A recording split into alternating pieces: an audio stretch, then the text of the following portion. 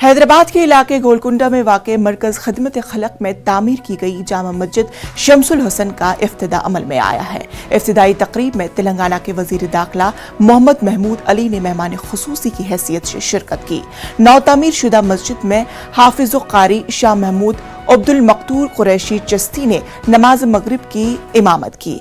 इसी दौरान वज़ीर दाखिला ने मिली इत्तेहाद के अलंबरदारी रूहानी तबीब हाफिज़ कारी शाह महमूद अब्दुल मकतूर कुरैशी चिश्ती की मिली खदमत की सताइश की।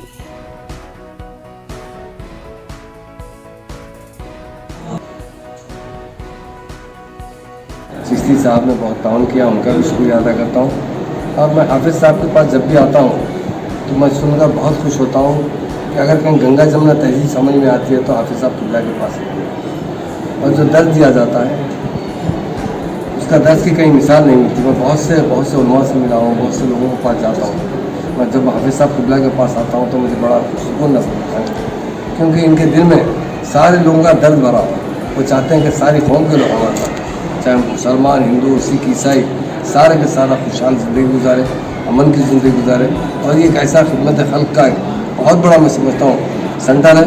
मैं तो मेरी अल्लाह से यही दुआ है ऐसे सेंटर सारे हिंदुस्तान में होना चाहिए, जहाँ पर सारे लोगों के साथ एक साथ सलूक किया जाए और उन्हें अच्छी तालीम दी जाए। हाफिज़ साहब किबला एक बड़े नेक इंसान हैं और हमेशा इबादत करते हैं और लोगों को अच्छा दर्ज देते हैं। और बहुत जगह जाता हूँ, लोग अपने अपने मज़हब की बात करते हैं और हाफिज़ साहब किबला सारे हिंदुस्तान में रहने वाला